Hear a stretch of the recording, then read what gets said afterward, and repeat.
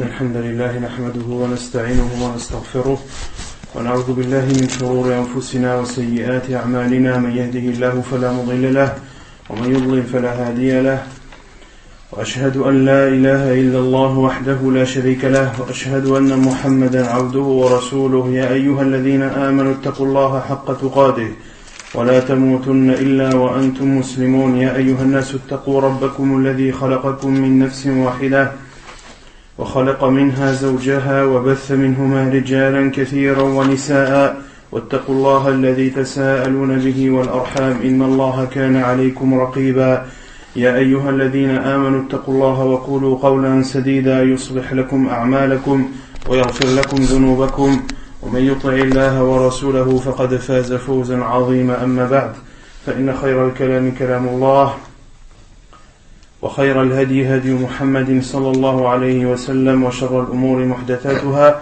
وكل محدثة بدعة وكل بدعة ضلالة وكل ضلالة في النار أما بعد. Donc, toujours dans l'explication du livre Al-Wajiz fi fiqhi sunnati wal kitab al-aziz, l'essentiel dans la compréhension du Coran et de la sunna du prophète sallallahu alayhi wa sallam. Donc, la semaine dernière, on avait traité de plusieurs sujets.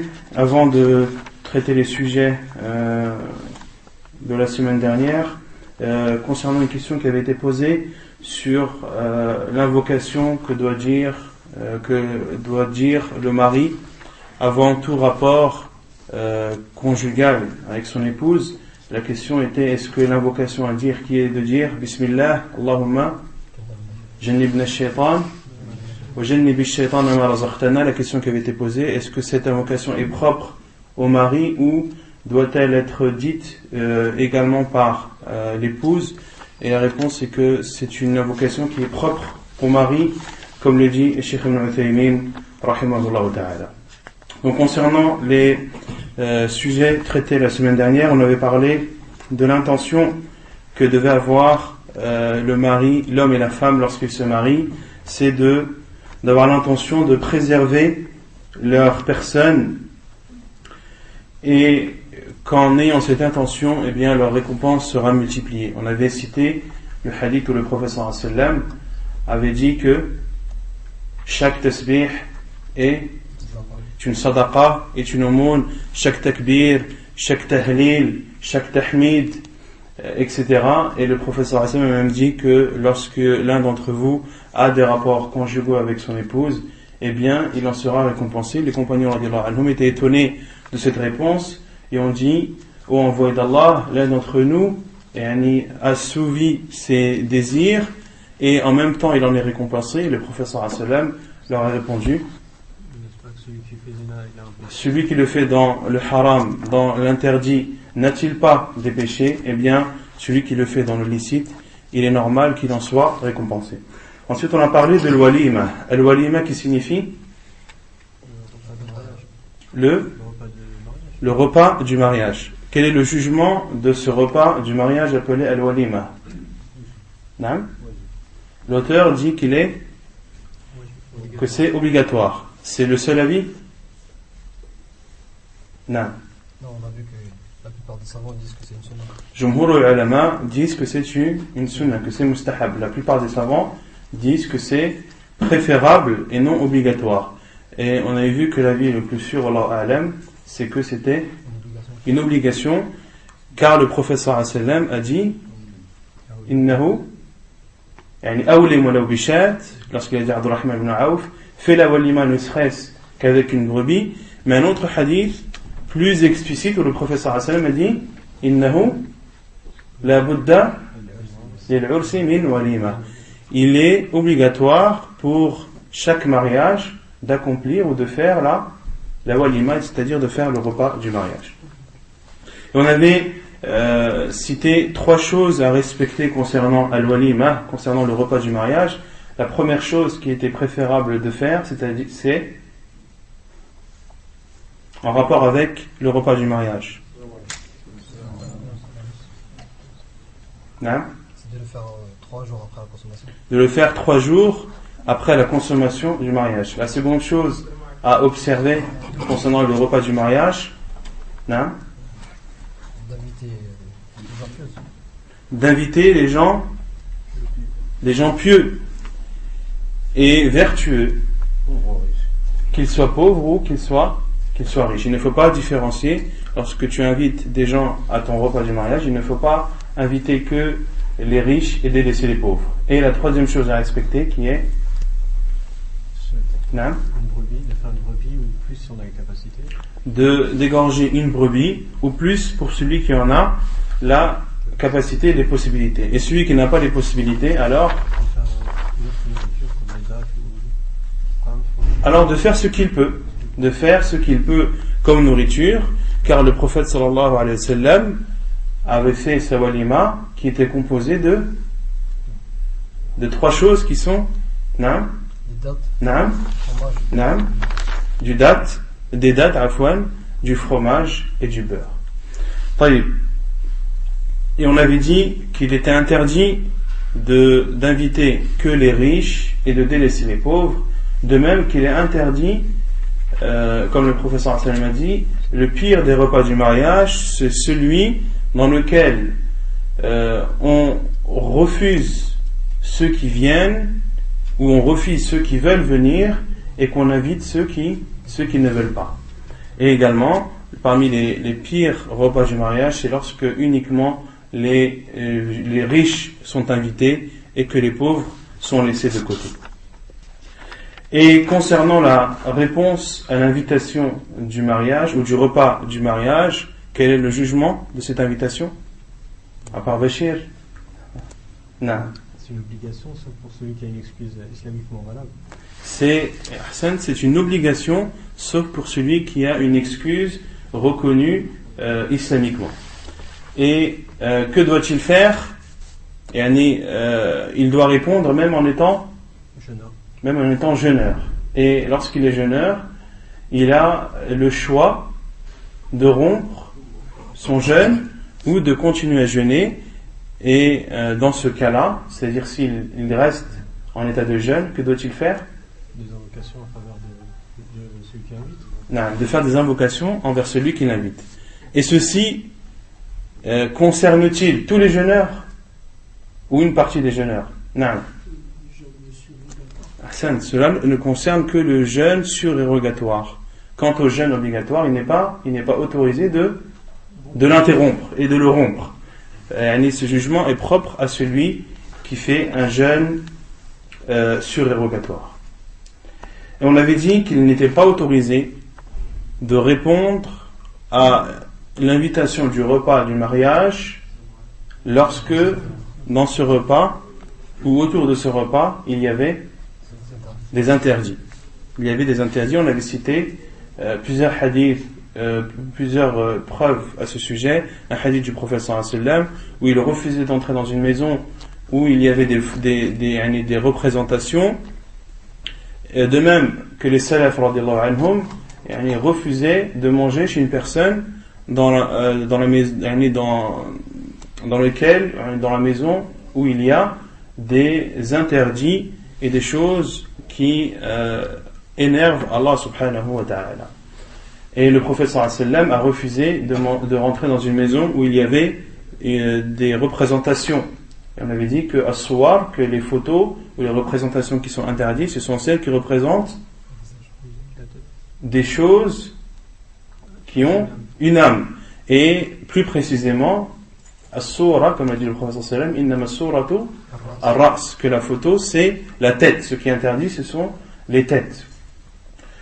Donc si cela est interdit, il est encore plus interdit de répondre à une invitation pour le repas du mariage dans lequel les hommes et les femmes sont mélangés, dans lesquels les femmes sont découvertes, dans lesquels il y a de la musique, etc., etc.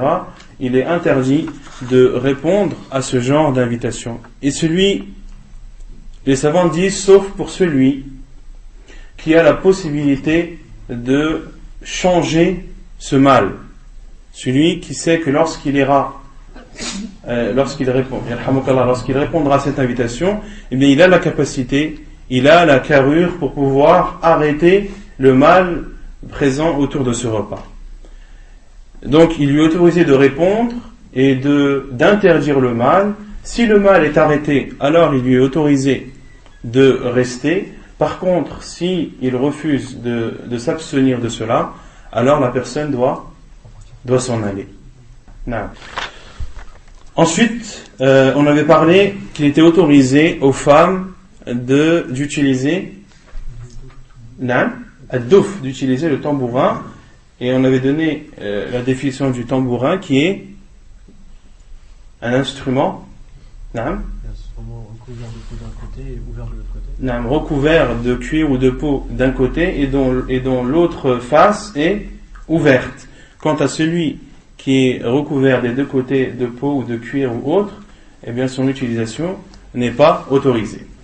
Et qu'il était uniquement autorisé aux femmes d'utiliser le tambourin, car le prophète sallallahu alayhi wa sallam a dit a'linu an-nikah, yani faites en sorte que le mariage soit propagé et soit diffusé le mariage, c'est-à-dire faites en sorte que le mariage d'un tel et d'un tel se sache et que les gens en prennent connaissance.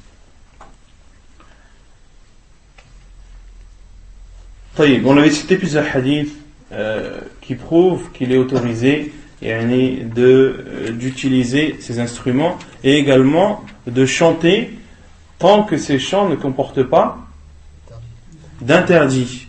Et ces interdits, parmi les plus grands interdits, ou plutôt le plus grand interdit, est l'association à Allah subhanahu wa ta'ala. Et il est aussi interdit de chanter des chants qui comportent des choses obscènes ou des choses qui appellent à la désobéissance d'Allah subhanahu wa ta'ala ou des choses insensées. Les chants doivent être des chants sensés, des chants raisonnables et acceptables. Et pour les chants, c'est que pour les femmes ou les hommes aussi ils sont autorisés? Allahu a'lam, la adri. Allahu a'lam, la adri. Ensuite, on avait parlé de al-ishra, de la vie conjugale entre le mari et la femme, et on avait dit qu'il était obligatoire pour l'homme de bien se comporter avec son épouse et d'avoir avec elle, ou de faire en sorte que la vie conjugale avec son épouse soit une vie paisible et agréable. Et on avait cité plusieurs choses à respecter la semaine dernière entre le mari et son épouse, que pour que la vie conjugale soit paisible et agréable, il fallait que tout d'abord chacun des conjoints ou chacun des époux respecte les devoirs de l'autre et d'être doux, de patienter. Pour que la vie conjugale soit paisible, il faut patienter et il faut, comme on l'a dit, regarder la personne sous tous ses aspects, de ne pas voir les défauts de ta femme uniquement, ni pour la femme de voir les défauts de son mari uniquement, mais de voir également les bienfaits qu'a cette personne et de voir ses qualités. Et le prophète sallallahu alayhi wa sallam a dit, comme on l'a cité la semaine dernière, que le croyant ne doit pas s'énerver, ne doit pas être énervé contre la croyante. Si il déteste en elle quelques caractères ou quelques comportements, il est satisfait d'elle sur d'autres comportements et d'autres qualités qu'elle a. Et le prophète sallallahu alayhi wa sallam a dit khayrukum li ahlihi, le meilleur d'entre vous est celui qui se comporte de la meilleure des façons avec son épouse ou avec sa famille, et moi je suis celui qui se comporte le mieux avec ma famille. طيب. ويجب عليه أن يحسن عشرتها ويسيرها فيما أحل الله لها، لا سيما إذا كانت حديثة السن، وفي ذلك حديث منها قوله صلى الله عليه وسلم خيركم لأهله وأنا خيركم لأهلي. Donc, comme on a vu la semaine dernière, qui est obligatoire pour l'homme d'avoir une vie ou d'offrir à son épouse une vie conjugale agréable et paisible, et de s'occuper d'elle dans ce qui est licite, et surtout lorsque son épouse est jeune. Et il est dans cela plusieurs hadiths, celui qu'on a cité, le meilleur d'entre vous est celui qui est le meilleur avec son épouse, et je suis le meilleur avec ma famille. وقوله صلى الله عليه وسلم أكمل المؤمنين إيمانا أحسنهم خلقا وخياركم خياركم لنسائهم. Et le prophète sallallahu alayhi wa sallam a dit, les croyants qui ont la foi la plus complète sont ceux qui ont le meilleur comportement, et les meilleurs d'entre vous sont ceux qui sont les meilleurs avec leurs femmes. Hadith authentique rapporté par At-Tirmidhi. Donc le prophète sallallahu alayhi wa sallam nous montre que pour qu'un croyant atteigne, ou les moyens qui permettent aux croyants d'atteindre une foi complète, c'est d'avoir un comportement louable, d'avoir un bon comportement. Et ceci, le prophète sallallahu alayhi wa sallam a parlé de façon générale. Et le bon comportement en islam est une chose extrêmement importante. Et le prophète sallallahu alayhi wa sallam a dit que celui qui se comporte, ou celui qui a un bon comportement, atteint le degré de ceux qui jeûnent le jour et prient la nuit, pour montrer le mérite du bon comportement, et que celui qui se comporte bien, celui qui a un bon comportement, celui dont les gens disent du bien et ne font quasiment pas de reproches, eh bien, il est aimé chez Allah subhanahu wa ta'ala, et il est récompensé de son bon comportement, et sa récompense est similaire à celui qui jeûne la journée et qui prie la nuit. Sachant que jeûner la journée a des grands mérites, de même que la prière nocturne a aussi des grands mérites, c'est même la prière, c'est même la meilleure prière après la prière obligatoire. La meilleure prière après la prière obligatoire, c'est la prière nocturne. Puis le prophète sallallahu alayhi wa sallam a précisé en disant, et le meilleur d'entre vous, c'est-à-dire le meilleur de ces croyants qui ont une foi complète, eh bien, les meilleurs d'entre eux, ce sont ceux qui sont les meilleurs avec leur épouse. Le prophète sallallahu alayhi wa sallam a tout d'abord parlé de façon générale, puis a précisé et a dit que les meilleurs de tout cela, ce sont ceux qui sont les meilleurs avec leur épouse. وقوله صلى الله عليه وسلم لا يفرق مؤمن مؤمنة إن كره منها خلقا رضي منها آخر. Et la parole du prophète sallallahu alayhi wa sallam, qu'un croyant ne s'énerve pas envers une croyante s'il déteste d'elle certains comportements, eh bien il en accepte et est satisfait d'autres comportements. Hadith authentique rapporté par Muslim.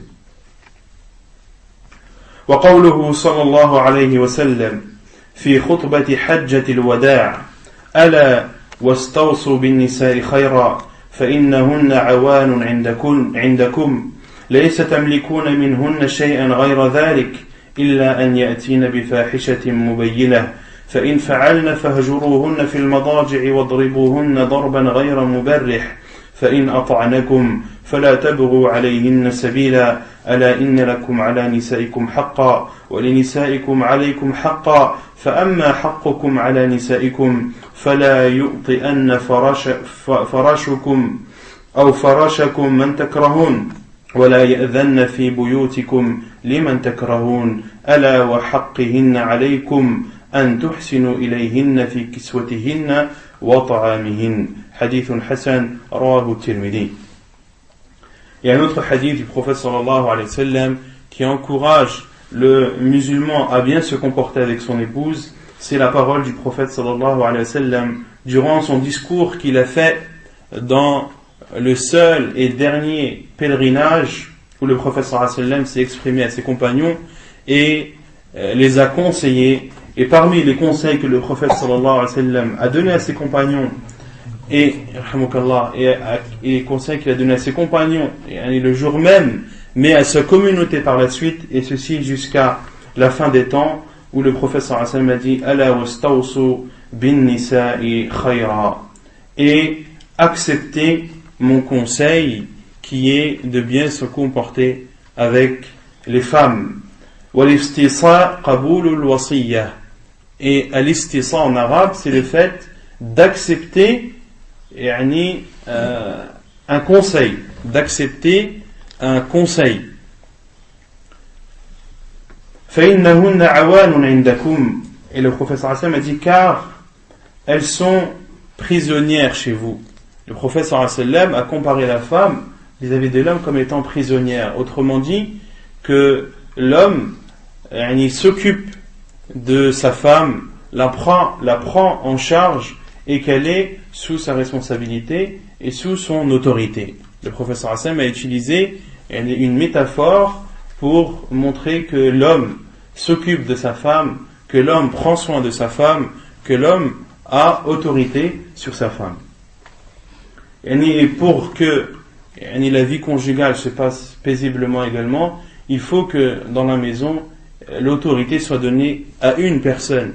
Car si l'autorité est donnée à plusieurs personnes, cela va être source de divergence, cela va être source de discorde, etc. etc. Donc, celui qui a autorité dans sa maison, c'est le mari. Et la femme est sous l'autorité de son mari. Mais cela n'empêche pas, ou ne doit pas empêcher le mari de consulter sa femme lorsqu'il doit prendre des décisions qui la concernent ou qui concernent sa famille. Parmi les bons comportements, c'est lorsque l'homme veut prendre une décision qui concerne son épouse ou sa famille, qu'il lui est préférable de se concerter avec son épouse, de lui expliquer les choses, de lui demander son avis, etc., etc. Quant à la décision finale, elle appartient à lui, Allahu a'lam. Puis le professeur Hassan a dit vous n'avez envers elle à faire que cela. Ce qui vous est demandé, c'est de bien vous comporter avec elle et de vous acquitter des droits qu'elle a sur vous et non pas de les offenser. Et non pas de les offenser ou de leur porter atteinte. Illa an ya'tina bi fahishatin mubayyinah. Sauf si elles font al-fahisha en arabe, ce sont les péchés et les erreurs. Et en général, al-fahisha est utilisé pour décrire l'adultère, car l'adultère est un des pires péchés et un des plus ignobles. Et quand al-fahisha ici dans ce hadith, c'est général. Il faut le prendre dans le sens général, sauf si vous voyez d'elle des péchés avérés. بفاحشة إلا أن يأتين بفاحشة مبينة. Et parmi les choses qui ne sont pas autorisées à la femme, c'est d'être orgueilleuse envers son mari et de se sentir au-dessus et de s'élever vis-à-vis de son mari. Et Allah subhanahu wa ta'ala a parlé de cela dans le Coran lorsqu'il dit وَاللَّاتِي تَخَافُونَ نُشُوزَهُنَّ فَعِظُوهُنَّ وَاهْجُرُوهُنَّ فِي الْمَضَاجِعِ وَاضْرِبُوهُنَّ.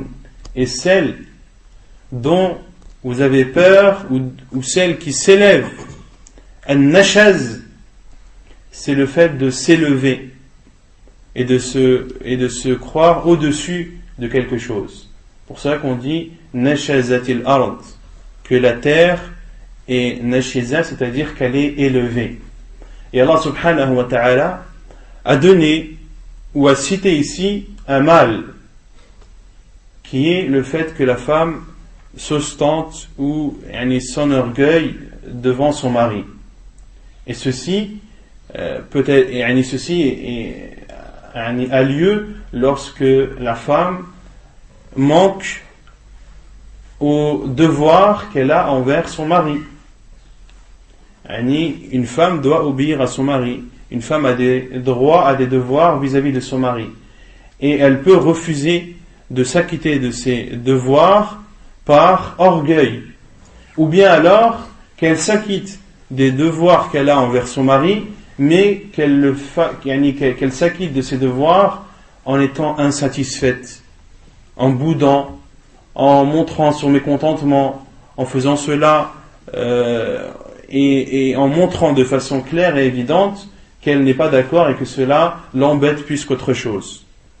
Et il n'est pas permis à la femme d'avoir un tel comportement. Et Allah subhanahu wa ta'ala dit وَاللَّاتِي تَخَافُونَ نُشُوزَهُنَّ, celles parmi vos femmes qui ont ce genre de comportement, فَعِظُوهُنَّ, alors exhortez-les. Allah subhanahu wa ta'ala a d'abord fait un constat d'un mal, puis donne les solutions. La première solution, ou le premier remède, c'est d'exhorter son épouse. Fa'idhuhun.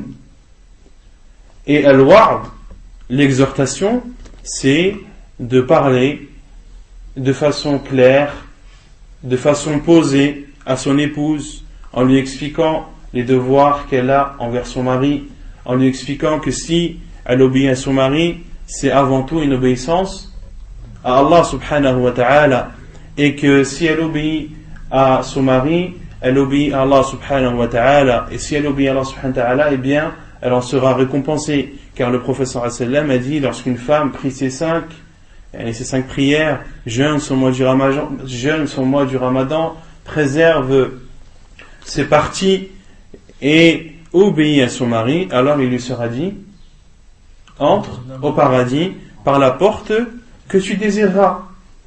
Et que si elle n'obéit pas à son mari, ou si elle ne s'acquitte pas des devoirs qu'elle a envers son mari, alors elle a désobéi à Allah subhanahu wa ta'ala.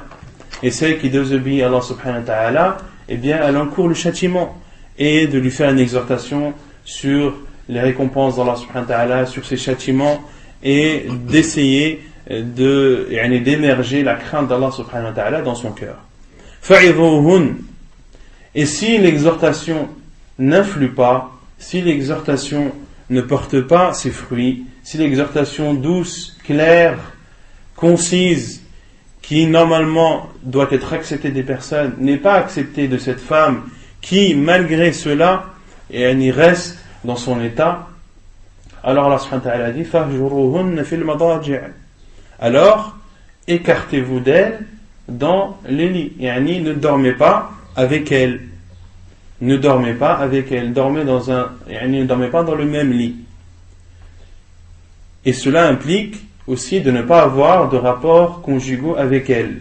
Pour montrer à cette femme qui s'ostente devant son mari ou qui manque à ses devoirs, que son mari lui montre son mécontentement. Et peut-être que cela la fera réfléchir, la fera raisonner et permettra, Inch'Allah, qu'elle revienne à la vérité. Fahjuruhunna fil madaji'. Et si cela ne porte pas ses fruits, Allah subhanahu wa ta'ala dit wadribuhun. Et le prophète sallallahu alayhi wa sallam n'a jamais frappé une femme. Le prophète sallallahu alayhi wa sallam n'a jamais frappé une femme, comme l'a dit Aïcha radiyallahu ta'ala anha, ma daraba Rasulullah sallallahu alayhi wa sallam la mra'atan wa la khadima. Le prophète sallallahu alayhi wa sallam n'a jamais frappé ni une femme ni un de ses serviteurs. En dehors de cela, le prophète sallallahu alayhi wa sallam n'a jamais frappé. Et malheureusement, beaucoup de gens, par leur manque de science ou par leur manque dans le comportement, ils passent à la troisième étape qu'Allah subhanahu wa ta'ala a citée. Et voire même à la quatrième étape qui est le divorce. Certains, lorsqu'ils voient leur femme ainsi, c'est bon, je te divorce, rentre chez ta mère. Non. Allah subhanahu wa ta'ala dit fa'idhuhun. Exhorte-la, exhortez-les. Et si l'exhortation ne porte pas ses fruits, alors de se séparer d'elle dans le lit, etc. Mais de ne pas sauter les étapes. Cela n'est pas autorisé en islam. Il faut suivre l'ordre et les remèdes qu'Allah subhanahu wa ta'ala et que son prophète sallallahu alayhi wa sallam nous ont enseignés. فَاهْجُرُوهُنَّ فِي الْمَضَاجِعِ وَاضْرِبُوهُنَّ فَإِنْ أَطَعْنَكُمْ فَلَا تَبْغُوا عَلَيْهِنَّ سَبِيلًا. Et Allah subhanahu wa ta'ala a dit فَإِنْ أَطَعْنَكُمْ فَلَا تَبْغُوا عَلَيْهِنَّ سَبِيلًا. Et si elles vous obéissent, et si elles reviennent à la vérité, et si elles changent de comportement, فَإِنْ أَطَعْنَكُمْ فَلَا تَبْغُوا عَلَيْهِنَّ سَبِيلًا. Alors, tournez la page. Alors, faites en sorte, comme l'a dit Cheikh Ibn Uthaymin rahimahullah, faites comme si de rien n'était. Faites comme si rien n'a eu lieu. Car le but a été atteint. Ton but en exhortant ton épouse, c'était qu'elle revienne à la vérité et qu'elle s'acquitte de ses devoirs. Elle est revenue alhamdulillah, tourne la page.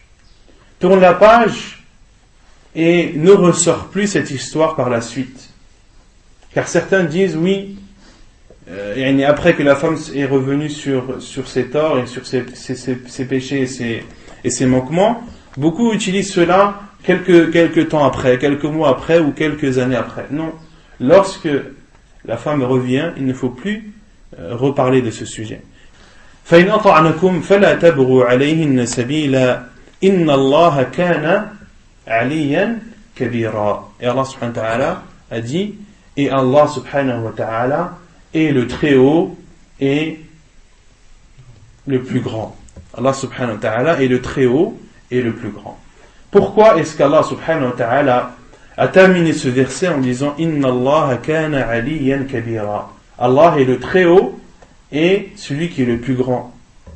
Allah azza wa jal, comme le disent les savants, a terminé ce verset par le fait qu'il est le très haut et le plus grand pour montrer aux hommes qui seraient amenés à abuser des choses qu'Allah subhanahu wa ta'ala lui a accordées.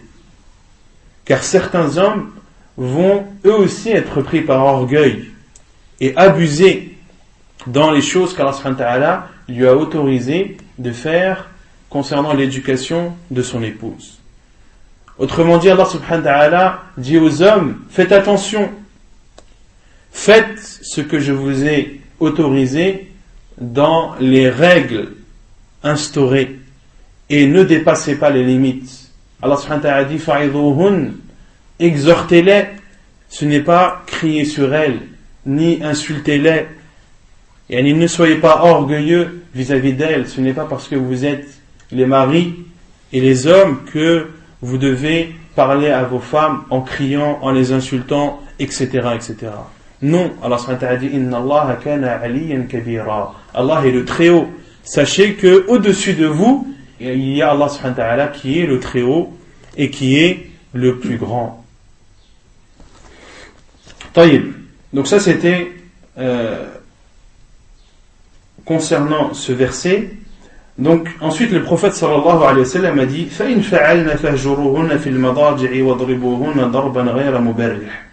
Et si elles font cela, c'est-à-dire si elles font al-fahisha, des péchés, ou si elles s'élèvent devant leur mari ou envers leur mari, alors séparez-vous d'elles dans les lits. وَضْرِبُوهُنَّ ضَرْبًا غَيْرَ مُبَرِّحٍ فَإِنْ أَطَعْنَكُمْ فَلَا تَبْغُوا عَلَيْهِنَّ سَبِيلًا. Et si elles vous écoutent et si elles vous obéissent, alors passez cela, ne leur reprochez plus cela. أَلَا إِنَّ لَكُمْ عَلَى نِسَائِكُمْ حَقًّا. Et sachez que vous avez envers vos femmes des droits. وَلِنِسَائِكُمْ عَلَيْكُمْ حَقًّا. Et que vos femmes ont envers vous des droits. فَأَمَّا حَقُّكُمْ عَلَى نِسَائِكُمْ. Et parmi les droits que vous avez sur vos femmes, c'est qu'elles n'ont pas le droit de faire rentrer chez vous des personnes que vous détestez. فَلَا يُؤْطِئَنَّ فَرَشَكُمْ مَنْ تَكْرَهُونَ وَلَا يَأْذَنَّ فِي بُيُوتِكُمْ لِمَنْ تَكْرَهُونَ. Ces deux phrases sont similaires et identiques. Elles veulent dire la même chose, qui est le fait qu'il n'est pas autorisé à la femme de faire rentrer dans la maison de son mari des personnes, que ce soit des hommes ou des femmes, que son mari déteste ou avec qui il ne s'entend pas. Ala wa haqqihinna alaykum. Et quant au devoir ou au droit qu'ont vos femmes envers vous, an tuhsinu ilayhinna, de bien vous comporter envers elles et de les habiller ainsi que de les nourrir. De les habiller et de les nourrir.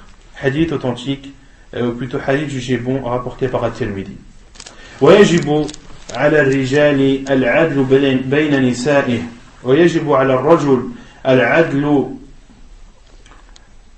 بين نسائه في الطعام والسكن والكسوة والمبيت وسائر ما هو مادي فإن مال إلى إحداهن دون الأخرى شمله الوعيد المذكور في قوله صلى الله عليه وسلم من كانت له امرأتان يميل مع إحداهما على الأخرى جاء يوم القيامة وأحد الشقين ساقط حديث صحيح رواه ابن ماجه وأبو داود والترمذي.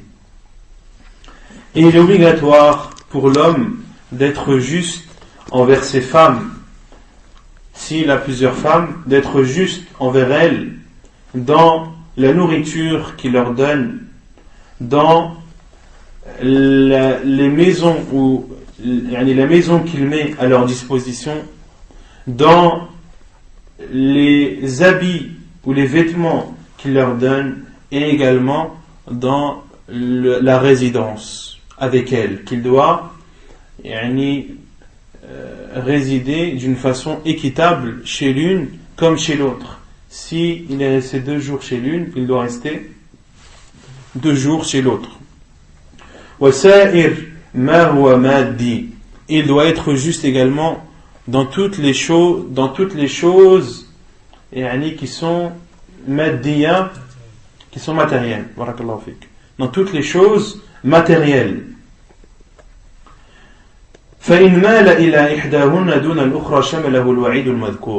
Et si il tend vers une de ses femmes plus que l'autre dans les choses matérielles, alors la menace du prophète sallallahu alayhi wa sallam pèse sur lui.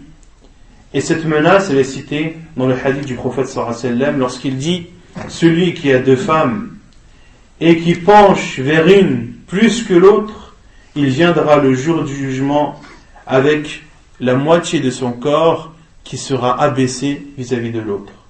Il viendra le jour du jugement et la moitié de son corps sera en dessous de l'autre.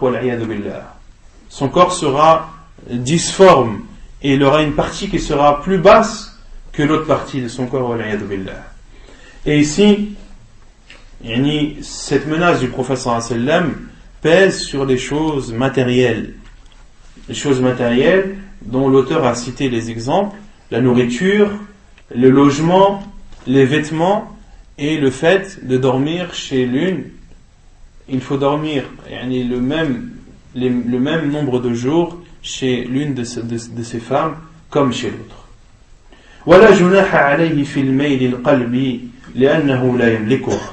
Il n'y a pas de mal à pencher ou à tendre vers une de ces femmes plus que l'autre dans des choses qui ne sont pas matérielles, dans les sentiments. Autrement dit, il n'y a pas de mal à un homme d'avoir plus de sentiments ou d'aimer plus une de ces femmes que l'autre. Cela est autorisé, car l'homme ou l'être humain, ce sont des choses qu'il ne peut pas gérer. Les sentiments qu'il a envers sa femme, envers une de ses femmes plus que l'autre, ce sont des choses qu'il ne peut pas contrôler, ce sont des choses qu'il ne peut pas gérer. Mais le fait qu'il ait plus de sentiments vers une plus que l'autre, cela ne doit pas faire en sorte qu'il fasse du favoritisme matériel envers une de ses femmes plus que l'autre. La preuve qu'il est autorisé de tendre ou de pencher vers une de ces femmes, d'avoir plus de sentiments vers une que l'autre, ولذا قال تعالى ولن تستطيعوا أن تعدلوا بين النساء ولو حرصتم فلا تميلوا كل الميل فتذروها كالمعلقة. La preuve est la parole d'Allah subhanahu wa ta'ala lorsqu'il parle aux hommes en disant vous ne pourrez jamais être équitable envers vos femmes même si vous en êtes soucieux, alors ne penchez pas entièrement vers l'une d'elles au point de laisser l'autre en suspens.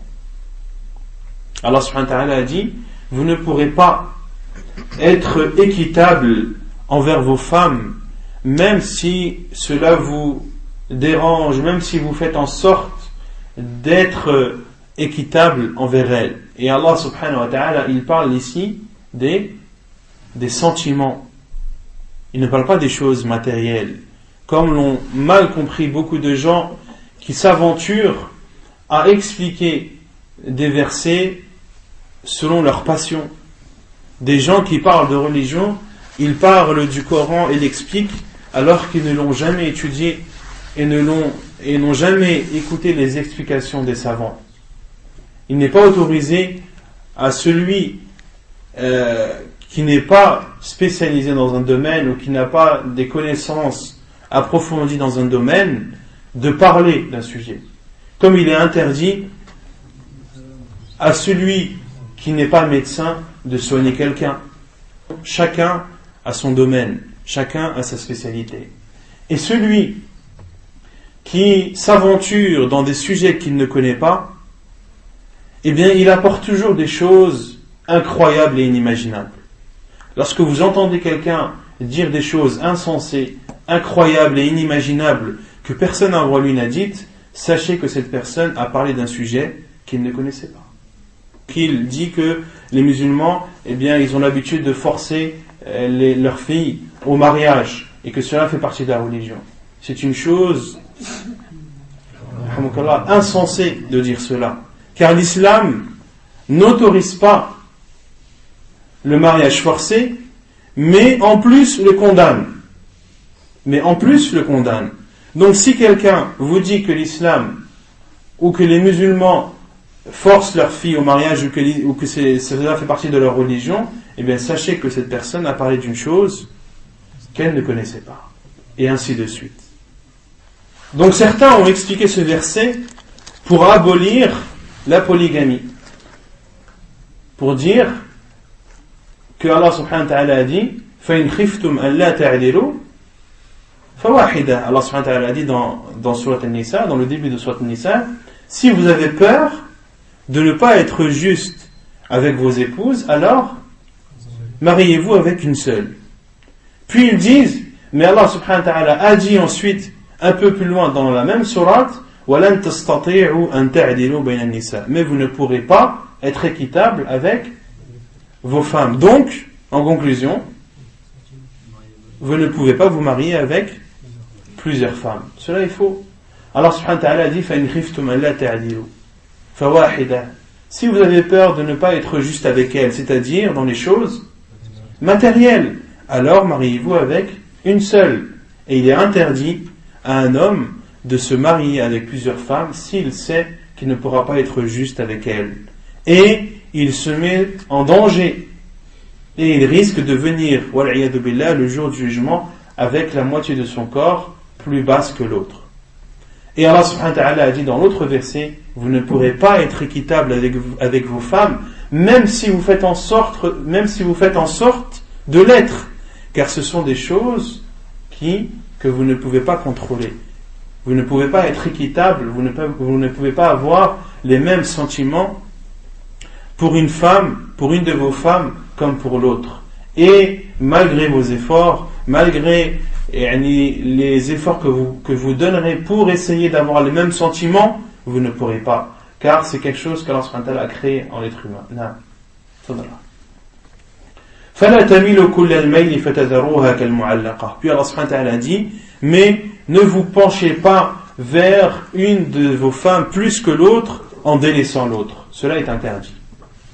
وَلَقَدْ كَانَ رَسُولُ اللَّهِ صَلَّى اللَّهُ عَلَيْهِ وسلم يَعْدِلُ بَيْنَ نِسَائِهِ فِيمَا هُوَ مَادِّ لا يفرق بينهن ومع ذلك كانت عائشة رضي الله عنها أحبهن إليه. Et le prophète sallallahu alayhi wa sallam était juste envers ses épouses dans toutes les choses matérielles. Il ne différenciait pas, il ne faisait pas de différence entre elles dans tout ce qui était matériel.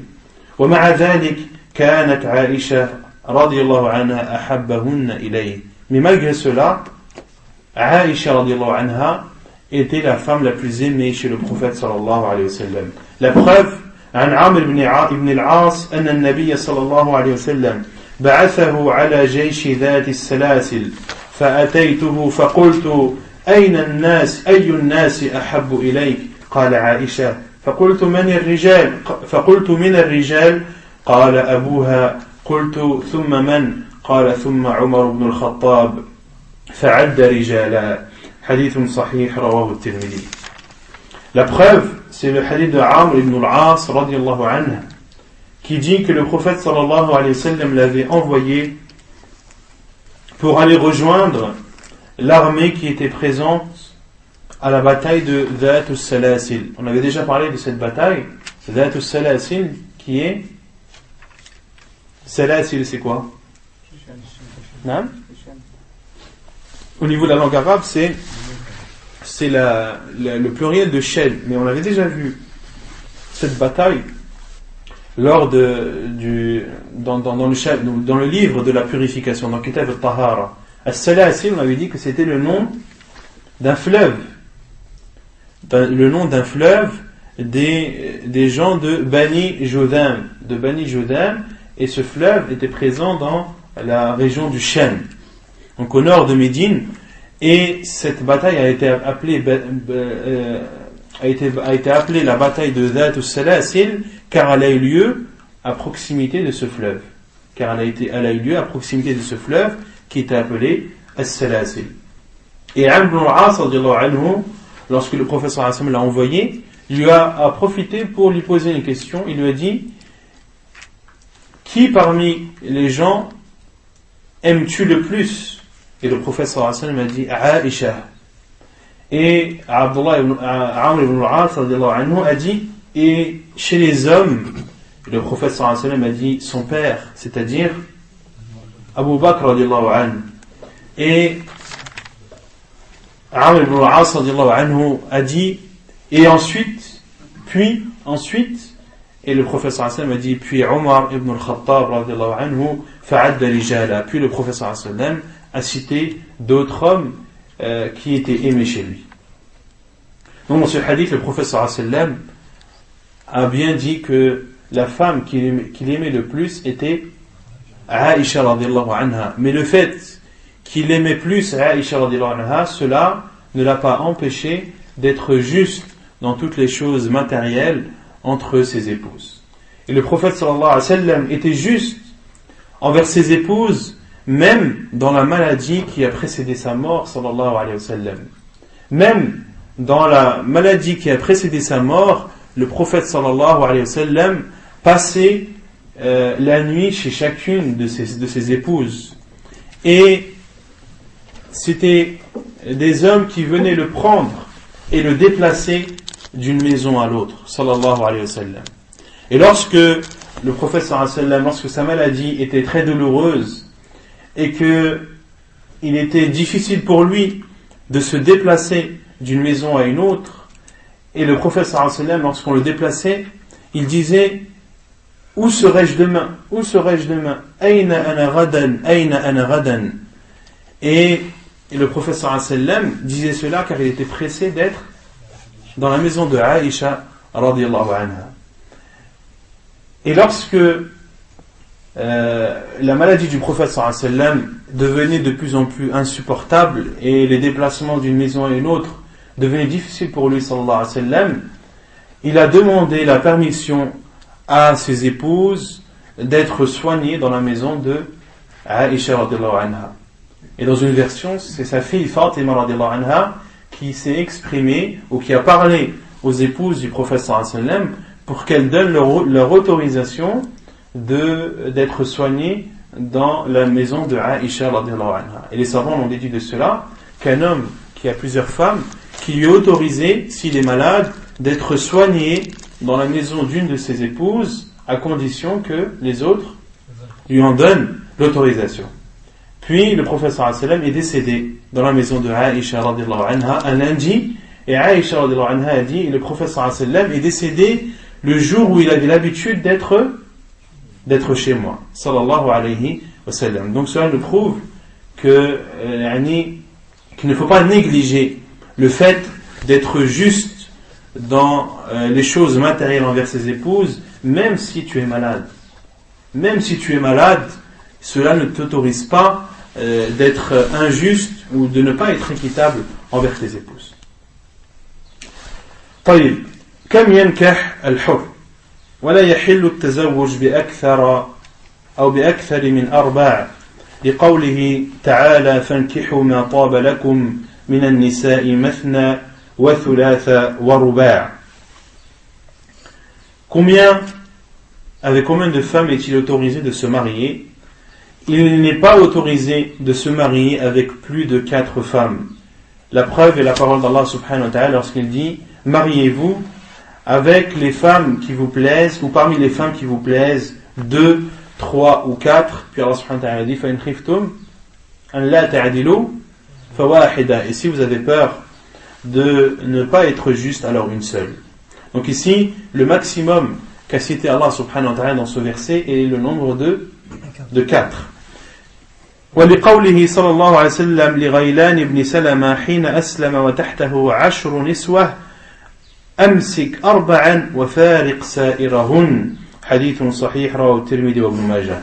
Une autre preuve que le maximum est de 4, c'est la parole du prophète sallallahu alayhi wa sallam au compagnon appelé Ghaylan ibn Salama lorsqu'il s'est converti et qu'il avait sous sa tutelle 10 femmes.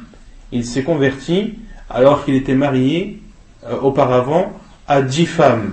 Et le prophète sallallahu alayhi wa sallam lui a dit: garde-en 4 et sépare-toi des autres. Hadith authentique apporté par At-Tirmidhi ibn Majah.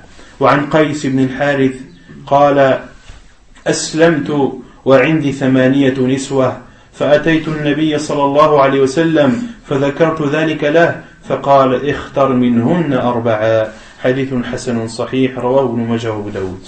Et un autre hadith, le hadith de Qais ibn al-Harith, qui dit: je me suis converti et j'avais 8 femmes. Je suis venu vers le prophète sallallahu alayhi wa sallam et je l'ai informé de cela et il m'a dit: choisis-en ou choisis parmi ces femmes 4. Hadith authentique rapporté par Ibn Majah ou Abu Daoud. Ensuite, l'auteur parle du chapitre des femmes qui nous sont interdites. Al-Muharramatu minan nisa. Les femmes qui nous sont interdites au mariage.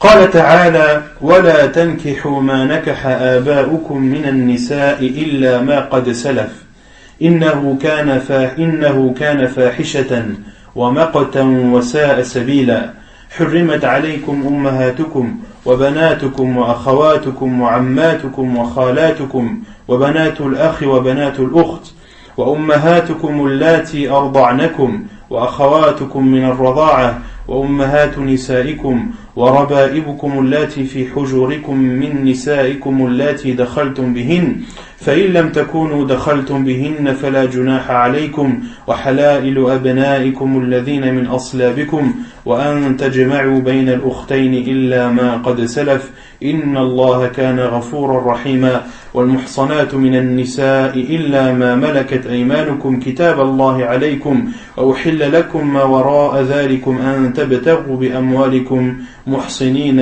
غير مسافحين. Donc Allah subhanahu wa ta'ala dit dans Surat An-Nisa, les versets 22 à 24: وَلَا تَنْكِحُوا مَا نَكَحَ آبَاؤُكُم مِّنَ النِّسَاءِ إِلَّا مَا قَدْ سَلَفَ. Et n'épousez pas les femmes que vos pères ont épousées, exception faite pour le passé. Allah subhanahu wa ta'ala dit: n'épousez pas les femmes qu'ont épousé vos pères, sauf, Allah subhanahu wa ta'ala dit: إِلَّا مَا قَدْ سَلَفَ, sauf les femmes que vous avez épousées avant l'arrivée de l'islam, que vos pères ont déjà épousées. Allah subhanahu wa ta'ala ne vous reproche pas cela, mais cela ne signifie pas qu'il doit rester avec elles, il doit s'en séparer. Il doit s'en séparer, mais le fait qu'il se soit marié avec une femme qui a déjà été mariée à son père avant l'arrivée de l'islam, Allah subhanahu wa ta'ala pardonne cela et ne le comptabilise pas. Non. Non, ahsant. Avant la révélation de ce verset. Ahsant. Avant l'arrivée de ce verset. Barakallahu fik. Et Allah subhanahu wa ta'ala a dit: c'est une turpitude, une abomination et quelle mauvaise conduite. C'est-à-dire de se marier avec une femme que ton père a épousée. Puis Allah subhanahu wa ta'ala a cité les femmes qui nous sont interdites en disant: vous sont interdites vos mères, vos filles.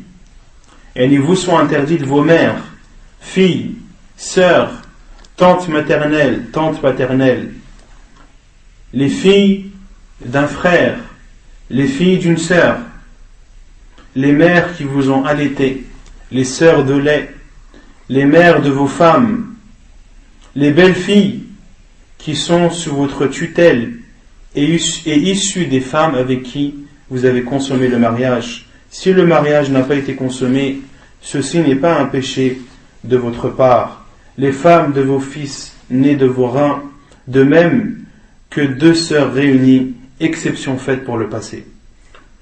Donc Allah subhanahu wa ta'ala a dit, vous sont interdites vos mères, vos filles, vos sœurs, vos tantes paternelles, vos tantes maternelles, les filles de vos frères et les filles de vos sœurs, autrement dit, les nièces, les mères qui vous ont allaité, les mères de lait, les sœurs de lait qui sont les filles de la mère de lait, les mères de vos femmes, autrement dit, les belles-mères, les belles filles sous votre tutelle et issues des femmes avec qui vous avez consommé le mariage. Les belles filles sous votre tutelle, c'est-à-dire les filles de la femme avec qui vous vous êtes marié, ou la fille de votre femme qui n'est pas la vôtre, qui n'est pas votre fille. Un homme qui se marie avec une femme qui a déjà des enfants.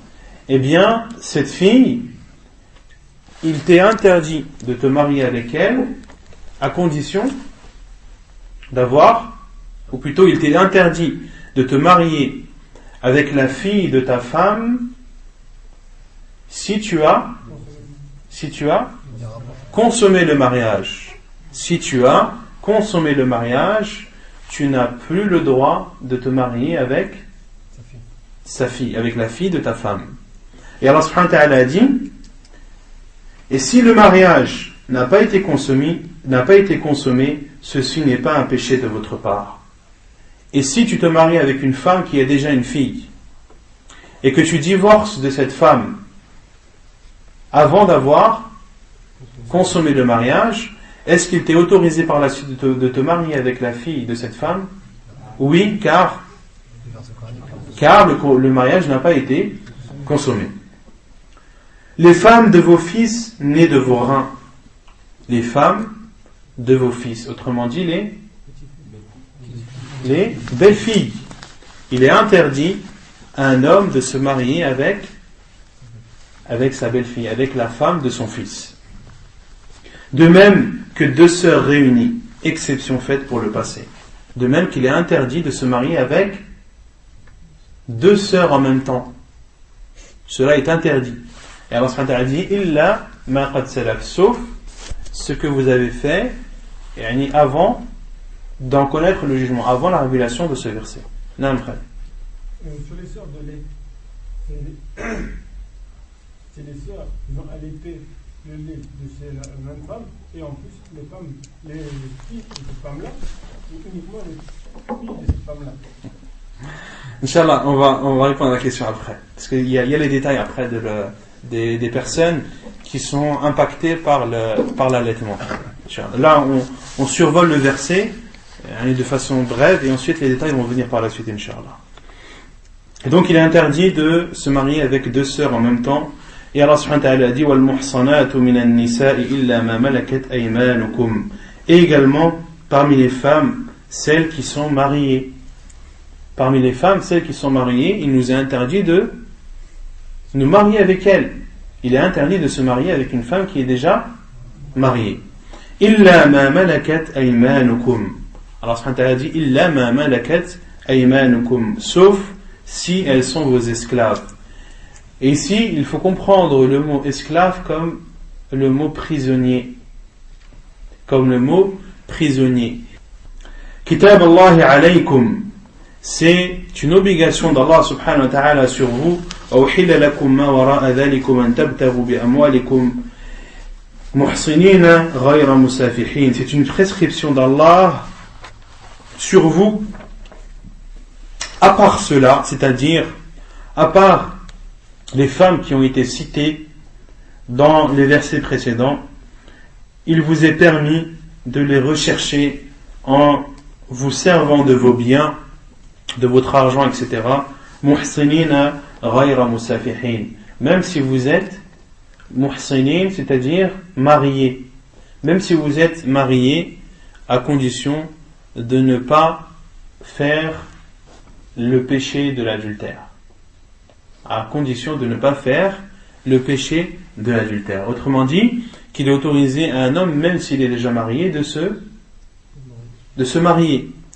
À condition qu'il ne fasse pas l'adultère. À condition qu'il ne fasse pas l'adultère. غَيْرَ مُسَافِحِينَ أي غَيْرَ وَاقِعِينَ فِي الزِّنَا. Et al-fashu,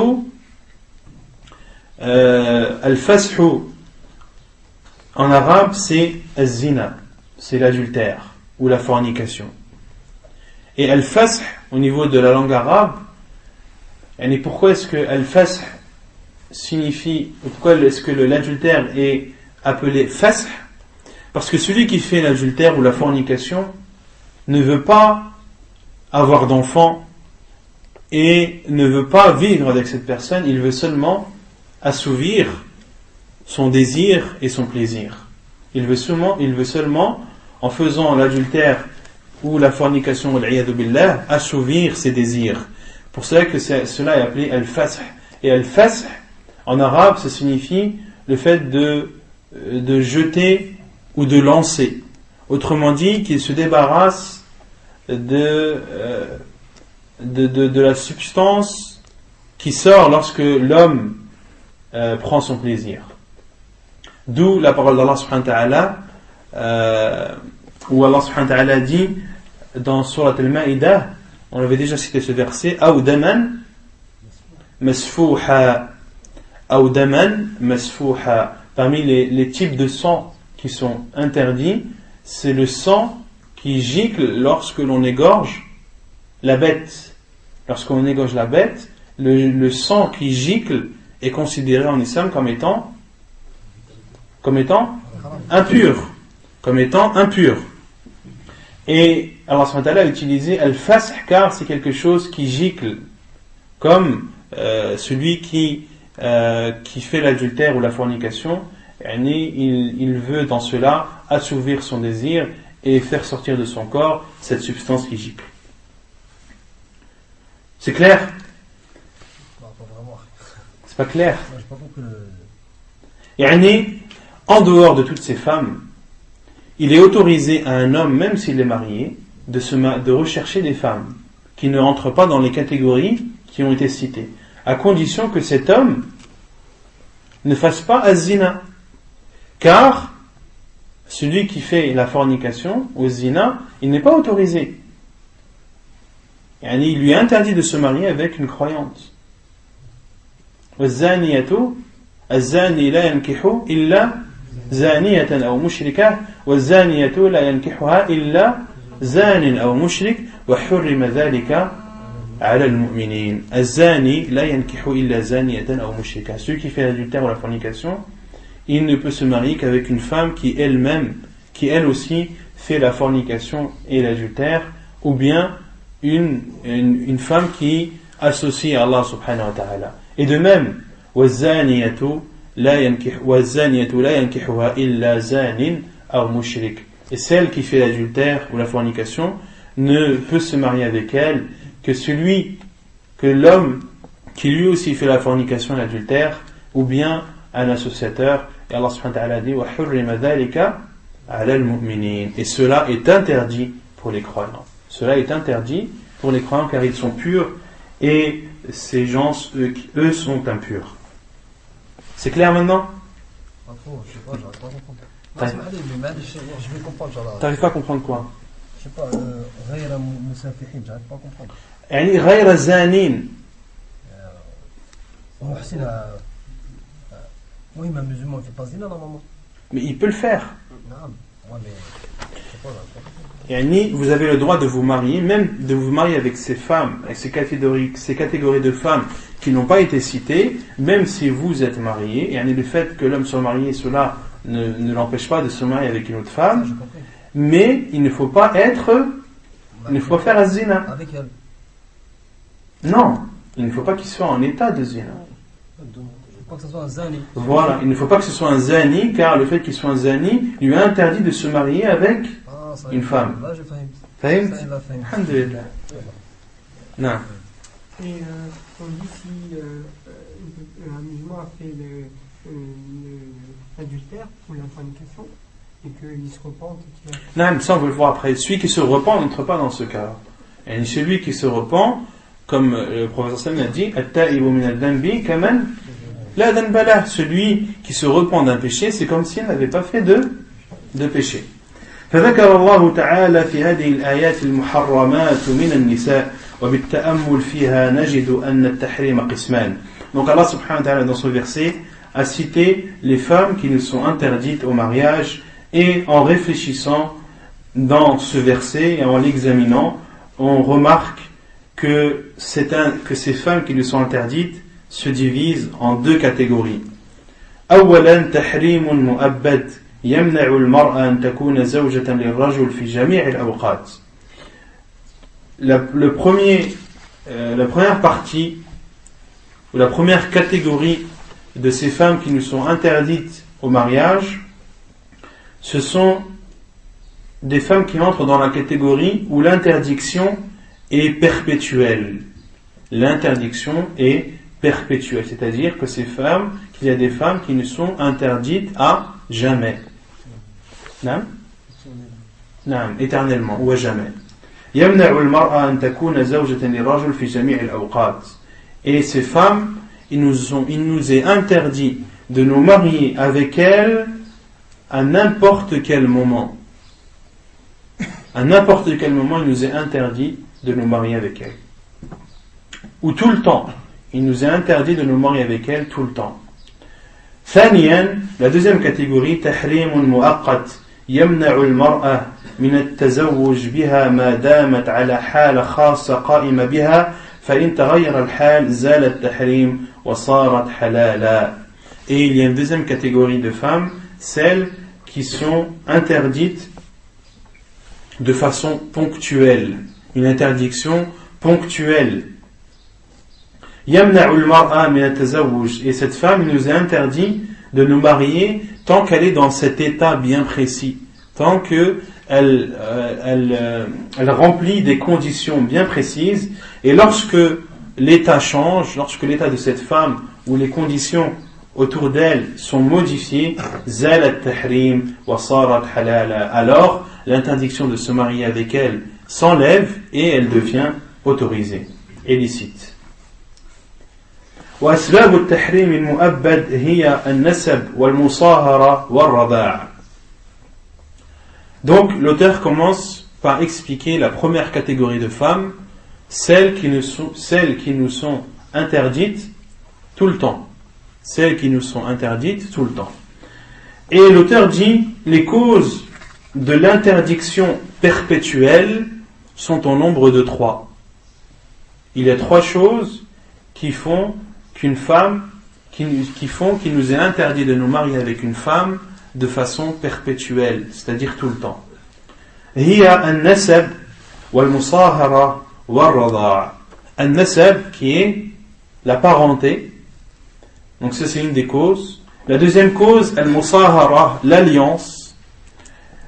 Et la troisième cause, al-rada' qui est l'allaitement. Ce sont 3 cas qui font que une femme, ou dans lesquels une femme nous est interdite de façon perpétuelle.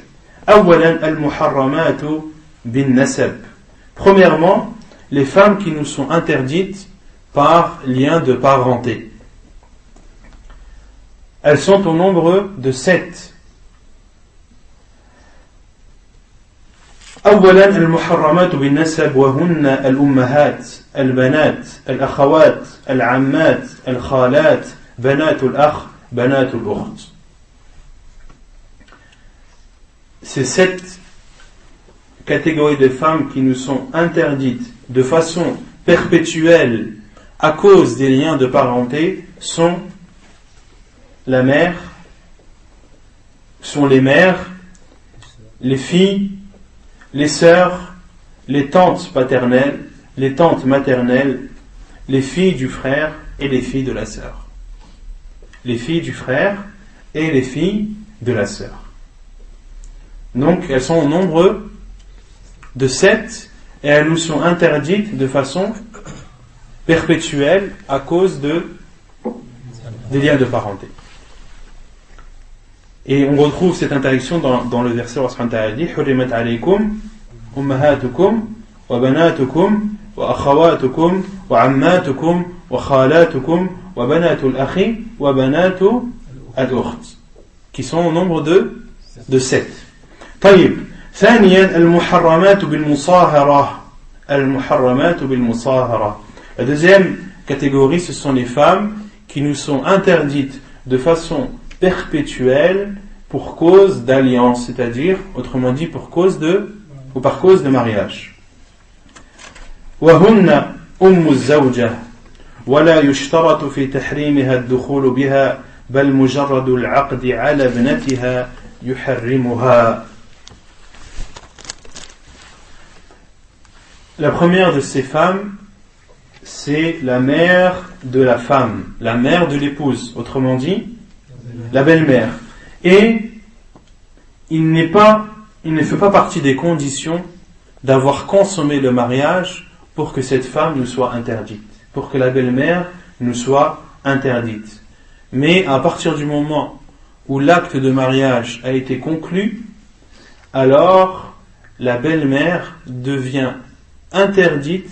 Il nous est interdit de nous marier avec elle à jamais. À jamais que le mariage ait été consommé avec sa fille ou non. On devient un mahram pour elle alors. On devient un mahram à vie. Non. Je sais pas si ummahatukum allati arda'nakum. C'est après que tu vas reparler de ça. Non, après là. ثانيا ابنة الزوجة. ابنة الزوجة المدخول بها فإن عقد على الأم ولم يدخل بها حلت له ابنتها.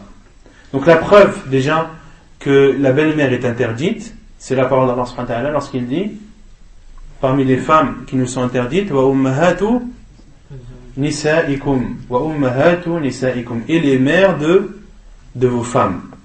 Et ensuite il y a la fille de la femme avec qui on a consommé le mariage, avec qui on a consommé le mariage.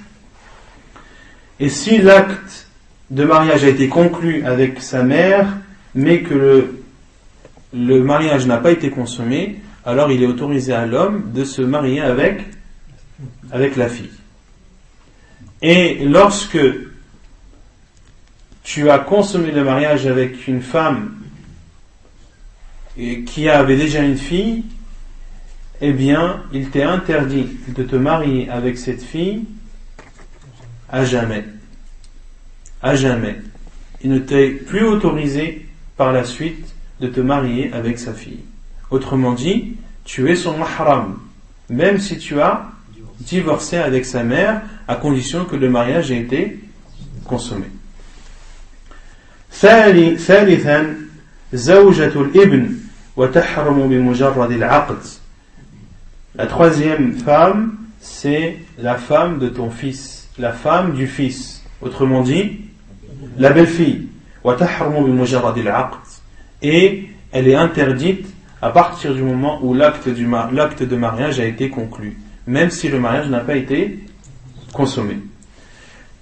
Et رابعا, et la quatrième et dernière, c'est la femme du père. يحرم على الابن التزوج بحليلة أبيه بمجرد عقد الأب عليها. De même pour la femme de ton père, elle t'est interdite. Il est interdit au fils de se marier avec la femme de son père à partir du moment où l'acte de mariage a été conclu, même si le mariage n'a pas été consommé. Autrement dit, il t'est interdit de te marier avec une femme que ton père a épousée, même s'il a divorcé avec elle.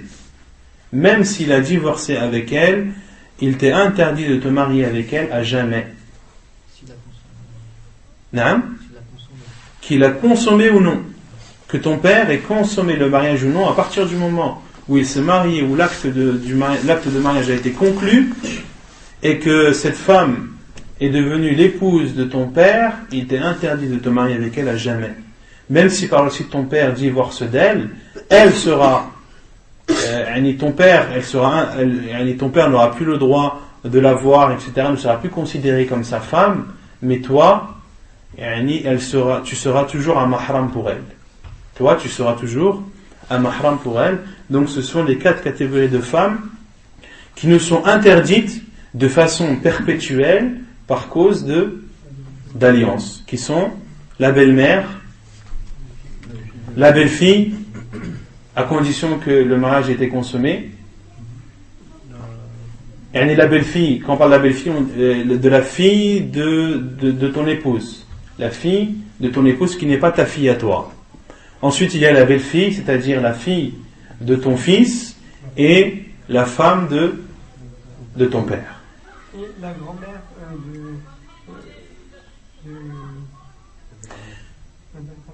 Non? Et dans les choses qui sont interdites, dans les femmes qui sont interdites, les savants disent que ça monte à l'infini et que ça descend à l'infini. Autrement dit, concernant la femme de ton père, tu n'as pas le droit de te marier avec elle à jamais. De même que tu n'as pas le droit de te marier avec la femme ou bien de te marier avec celle qui a été la femme de ton grand-père, ou celle qui a été la femme de ton arrière-grand-père, ou celle qui a été la femme de ton arrière-arrière-grand-père, en montant. De même que le père, il lui est interdit de se marier avec la fille de son fils, il lui est aussi interdit de se marier avec la fille de son petit-fils, de son petit-petit-fils, etc., etc., en descendant. D'accord? L'interdiction, elle englobe, comme les savants disent, al-usulu wal-furu', les bases et les branches. Les bases et les branches sont impactées par cette interdiction. C'est clair ou pas? Non. Non, c'est clair, c'est par rapport à ce que tu as cité.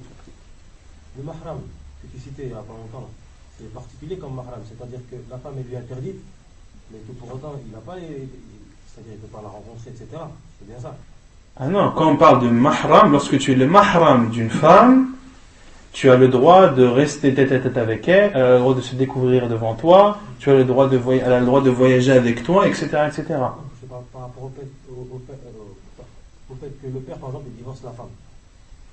Non. Par exemple, et le fils, tu disais qu'il ne peut pas se marier avec elle, c'est son Non, mahram. non. Mais il ne peut pas voyager avec elle. Si. À partir du moment où tu es le mahram d'une femme, c'est un mahram. C'est un mahram, c'est-à-dire, elle a divorcé, ça reste son mahram. bien sûr, il n'a pas le droit de se marier avec elle. Donc, il a les mêmes jugements elle a les mêmes jugements que sa mère, que sa sœur, que sa fille, etc. C'est ça justement l'importance. Non, c'est ça l'importance du mahram. Lorsqu'une femme t'est interdite au mariage, tu as le droit de faire, ou les jugements la concernant sont les mêmes où tu as le droit de faire avec elle, ce que tu as le droit de faire avec ta mère, avec ta sœur, avec ta fille, etc. Non. ثالثا المحرمات بسبب الرضاع. Et la troisième catégorie, ce sont les femmes qui nous sont interdites par cause d'allaitement. Non. Je voulais juste revenir sur ce que tu as dit. Une personne, en fait, il ne peut pas se marier avec la femme de son fils. Non. Et est-ce qu'il peut se marier avec la mère de la femme de son fils? Donc ça monte. Il a le droit de se marier avec la belle-mère de son fils. Non, mais il a le droit de se marier avec la belle-mère de son fils. Pourquoi? Parce que la belle-mère de son fils, est-ce que c'est une femme qui lui interdit au mariage? Est-ce que c'est une femme qui lui interdit au mariage? Non. Donc il a le droit de se marier. L'interdiction viendra ensuite par les enfants de son fils. Parce que là, l'interdiction, pourquoi est-ce que cette femme, sa belle-fille, la femme de son fils, pourquoi est-ce qu'elle lui est interdite? Parce qu'il est marié avec son fils. Donc, la femme qui sera mariée à son petit-fils lui sera interdite. Pourquoi? Car le petit-fils, c'est le fils du fils. D'accord? Mais concernant l'autre côté, au niveau de la belle-mère, rien ne lui est interdit de se marier avec la belle-mère. Donc la troisième catégorie, ce sont les femmes qui nous sont interdites de façon perpétuelle à cause de l'allaitement.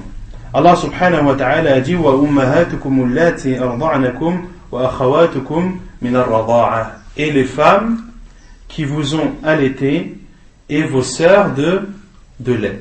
Ce sont les deux femmes qui nous sont interdites, citées dans le Coran, qui nous sont interdites au mariage.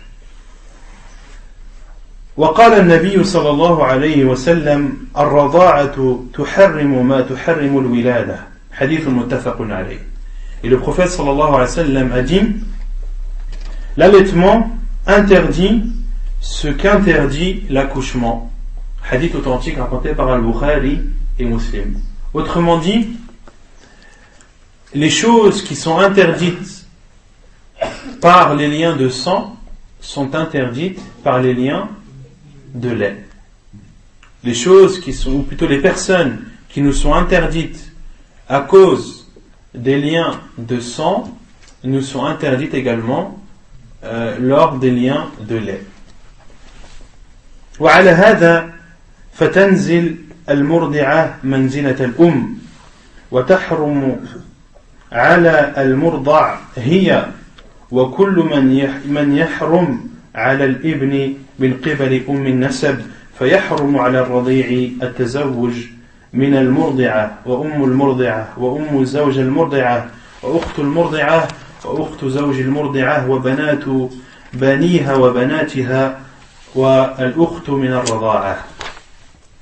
Donc, sachant cela, premièrement que les mères de lait et les sœurs de lait nous sont interdites au mariage, et en connaissant le hadith du prophète sallallahu alayhi wa sallam qui nous dit que les personnes qui nous sont interdites par les liens de sang nous sont interdites également par les liens de lait, et bien de tout cela, on en déduit que la mère de lait a le même statut que la mère de sang. وَتَحْرُمُ عَلَى الْمُرْضَعِ هِيَ وَكُلُّ مَنْ يَحْرُمْ عَلَى الْإِبْنِ مِنْ قِبَلِ أُمِّ النَّسَبِ, et que cette mère de lait est interdite à cet enfant qu'elle a allaité, de même que il est interdit, ou les femmes sont interdites pour cet enfant comme les femmes qui sont interdites d'un enfant envers une mère.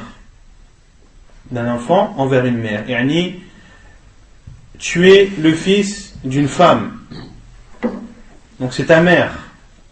Est-ce que tu as le droit de te marier avec ta tante paternelle, ta tante maternelle, etc. Yani, les personnes qui te sont interdites, toi qui es le fils d'une femme, eh bien ce sont les mêmes personnes qui te sont interdites, toi qui es le fils de lait d'une femme. C'est clair? طيب. فيحرم. نعم. Ta soeur de lait, c'est la fille qui a allaité en même temps que toi, ou c'est toutes les filles de la femme qui t'ont allaité? C'est les filles de ta mère de lait. C'est les filles de ta mère de lait. Donc elles sont toutes interdites. Non, toutes les filles de ta mère de lait sont tes sœurs de lait. Non. Même si elles sont de pères différents. Même si ces filles de tes sœurs de lait sont de pères différents. Et supposons que ta mère de lait a eu des filles d'un mariage et a eu d'autres filles d'un autre mariage. Eh bien, l'ensemble de ces filles sont pour toi des sœurs de lait. Non. Et si c'est une fille qui n'a rien à voir, qui est d'une autre mère et d'un autre père, et qui a été allaitée par la même personne, par la même mère de lait? Par la même mère de lait, Allahu a'lam. La adri. Non. فيحرم على الرضيع التزوج. Donc il est interdit pour l'enfant allaité de se marier avec al-murdi'a, avec la femme qui l'a allaité, c'est-à-dire sa mère de lait. Wa ummul murdi'a, et la mère de sa mère de lait, autrement dit sa grand-mère de lait. Wa ummu zawjil murdi'a, et la mère du mari de ta mère de lait. Autrement dit, la belle-mère de ta mère de lait, mais autrement dit, La mère de mon père. ta grand-mère ou ta grand-mère paternelle de lait. فهمتم؟ يعني أم المرضعة, la mère de la grand-mère de lait. أم المرضعة, la mère de la mère de lait. Autrement dit, la grand-mère de lait, mais la grand-mère maternelle. Mais il y a aussi la grand-mère paternelle, qui est la mère du mari de ta mère de lait.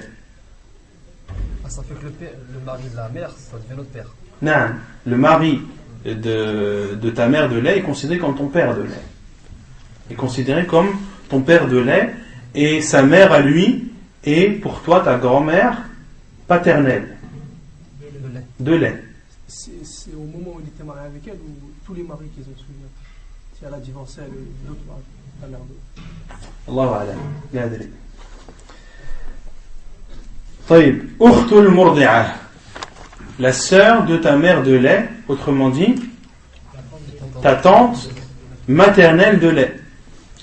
وأخت الزوج المرضعة, أخت زوج المرضعة, la sœur du mari de ta mère de lait. Autrement dit, ta tante paternelle de lait. وبنات بنيها وبناتها, et les enfants de ses enfants, les enfants de ses fils et de ses filles. Autrement dit, ou plutôt les filles de ses fils et filles. Autrement dit, tes nièces de lait. Autrement dit, tes nièces de lait. Vous suivez ou pas? Les enfants des fils et des filles de ta mère de lait, qui sont tes nièces. Plutôt quand j'ai les enfants, je parle des femmes, bien sûr. Des filles. Et donc tes filles, tes nièces de lait te sont également interdites. Et la 7e catégorie, qui sont al-ukhtu min ar-rada'a, les sœurs de lait. Les sœurs de lait nous sont aussi interdites au mariage. C'est clair? Pas de questions? J'ai oublié de dire une chose, Afwan. Les liens de lait n'impactent que l'enfant qui a été allaité et non pas ses proches. Et toi, une femme qui allaite un enfant, elle est considérée comme la mère de lait de cet enfant. D'accord? Mais est-ce que le frère de cet enfant est considéré comme son fils? Non. Ou est-ce que le frère de cet enfant qui a été allaité considère cette femme comme étant sa mère de lait? Non. Il faut bien comprendre cela. Les liens de lait n'impactent que l'enfant qui a été allaité et non pas ses proches à lui. Il impacte les proches de la mère, mais n'impacte pas les proches de l'enfant qui a été allaité. C'est important de savoir ça. Subhanakallahumma wa bihamdik, ashhadu an la ilaha illa anta, astaghfiruka wa atubu ilayk.